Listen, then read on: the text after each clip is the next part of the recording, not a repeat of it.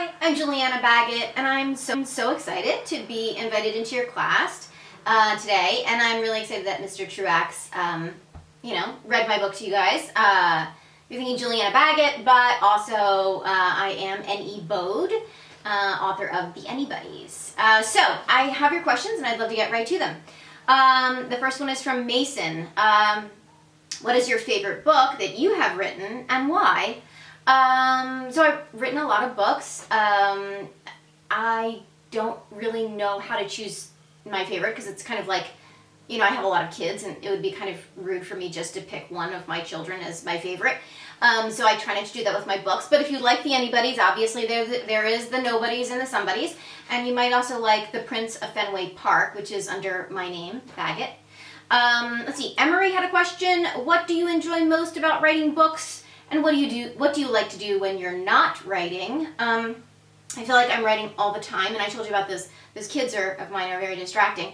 But let's see. I like the good days when the writing is really smooth and it kind of flows and it's really nice and it comes out really easily. But if every day was just an easy day, I think I'd get bored. So I actually like the challenge of writing when it gets hard, and I feel like at the end of the day that I did something that took a lot out of me. I kind of like that. So as for hobbies, though, I really don't have a ton of hobbies, to be honest. Like sometimes when I'm driving someplace, I listen to the radio and I sing along. Like, my life is very boring. It's a very boring existence. I think that's why I've had to imagine other worlds so vividly, because I'm myself not very interesting. Not a very interesting person.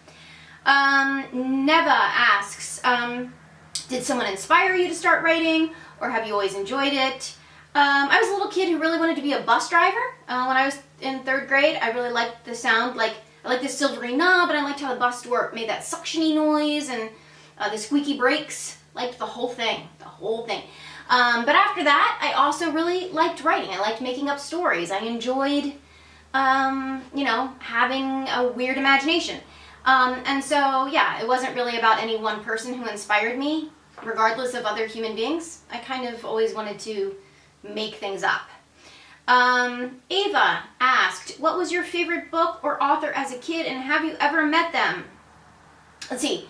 I did get to introduce Norton Juster once. He wrote The Phantom Tollbooth. He was winning an award. I was not. But I got to introduce him for this award that he won, which was fun. And then when I was in my 20s in this terrible internship at this theater in New York City that was really grimy, Shel Silverstein showed up one day because he was also a playwright. And so I got to meet him, and he's the author of Where the Sidewalk Ends and a bunch of other books that you guys probably have heard of. Let's see. Avery asks, what do you like better, writing kids' books or grown-up books? I like doing both because I sometimes have things that I only can say to other adults. Like, we have our own stuff that we have to deal with. So I want to talk to them about that. But adults have very shrunken imaginations sometimes. I don't know if you've noticed this about them, but they can be very limited. And so sometimes I get a little bored writing just for adults, and I want to write for kids because kids' imaginations are very expansive. Let's see, Anika had a couple questions. Why did you choose to be an author? And if you weren't an author, what would you be? I would be a choreographer, probably. I don't know. Maybe I'd be a bus driver. Maybe I would be both, a bus driver and a choreographer on the side. Maybe I would be Dame Judi Dench. I don't know, really, darling. It's hard to say. But I'd probably do something. Maybe something creative. I probably would do something creative. Why did I choose to be an author? I don't know. I think it chose me. I know a lot of writers say that, but it was what I was obsessed with, and I'm still obsessed with it, so I think that's why. So Anika writes, I write books now at 9 years old, which are mostly dragon books. I love dragon books. Did you write at a young age like me? I did. And my stories were often weird adventures, and sometimes I thought, very exciting. And I used a lot of exclamation marks, and sometimes my teachers told me that I used too many exclamation marks, but I think that they didn't understand what I was going for, which was a lot of excitement. So yeah, so keep writing dragon books. That's I seriously love dragon books. Third question from Anika: do you have any suggestions to help me become a better writer? Mainly just writing, working on your craft. And when you're reading books, and read the books that you love, but don't just read them and say, you know, just enjoy them. You also want to kind of look at them and say, you know, this part's funny, but why is it funny? And this part's exciting, but how did the author make it exciting? And to start to look at the book and think about what they did and how they put it all together. Okay, several students asked questions like, what is your work schedule like when you're writing? I'm always writing, as I said, so I usually am at my desk by like 9:30, 10 a.m. I try to, you know, protect my writing time in the mornings. I also teach, so I teach graduate students in screenwriting and for film and television, and so I sometimes am working with them in the afternoons, or sometimes there are night classes, and a lot of times I work late at night. If I have a good idea, I will stay up late, and yeah, so that's kind of how my days go. How many books have you written? I've published about, well, you know, 24, 25. I have a couple different pen names. I've co-authored some of those books. And then there are books that aren't mentioned in the 24 or 25 because they never became books. A lot of times you write a book, or you write a lot of a book, and then you decide that it's not really quite working, and so it doesn't become a book.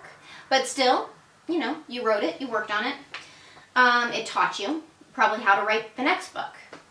How old were you when you wrote your first published book? So I was like 28 or 29, and it came out when I was 30 or so, 30, 31.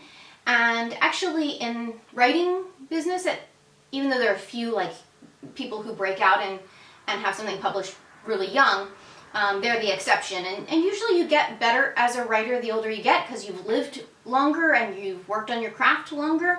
So I was a little bit young to start my career, but yeah, around then.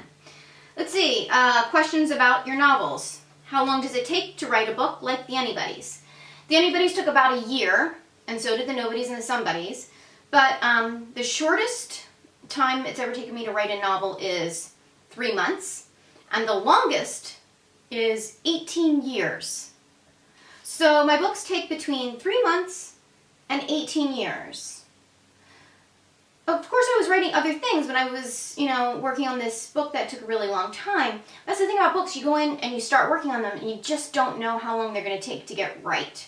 So, yeah. Books sometimes are fast and sometimes are very slow. How old were you when you wrote your first... Oh, that's sorry, you already said that. Where did you come up with the idea for The Anybodies? People always think that a novel comes from like one idea and then you write a whole novel, but I have found that there's one idea and it's really not enough to fill a novel, and then there's another idea that kind of combines with that idea, and then that idea kind of multiplies a couple times, and then you have more ideas, and then eventually it takes about 17 million ideas to write one novel. So there's never just one idea. Where do you get your information or your ideas for your books, which is a good follow-up. Information, like the Red Sox book, The Prince of Fenway Park, I had to do a ton of research on the history of baseball. So a lot of times, you know, it's research, it's looking things up, it's reading other books, nonfiction a lot of the time, and, you know, trying to figure out all the facts you need in order to make the book. And then ideas come to me from all different places. I'm always watching, you know, around me and asking questions about the world around me and saying, but why does that man only have one shoe on? And are there small people who live, you know, in the corners of my house and steal my things? I mean, that's the borrowers, but honestly, sometimes I think there are little people who steal my things because I can't find them. And then all the, like, just looking at the sky, seeing weird cloud shapes, all the different things that go into life, how people talk, what they say, their gestures, and all of that goes into my work. So I would just say, paying close attention to the world around you. Is Fern based on a real person? I don't know if you have noticed, but I do have very large eyes, And I do have a very active imagination. Some say maybe overactive. So there might be a little part of me in Fern. Little part. Was your writing teacher, the one you talk about in the Anybody's, based on someone you had as a teacher? I am not at liberty to disclose that information. It's too dangerous. Okay, why do you use pen names in some of your books? There are a lot of different reasons to use a pen name, and some of them like on the business side. But I would say this, I love writing under a pen name. It's very liberating. It's very freeing. I can pretend to be someone and write whatever I want to write, and no one will think that that's from me. And there's something really great about that. I also believe in nicknames. Always give yourself a nickname. You don't want somebody else choosing your nickname for you. Okay, just choose your own nickname. Write under a pen name. Just try it out. It's fun.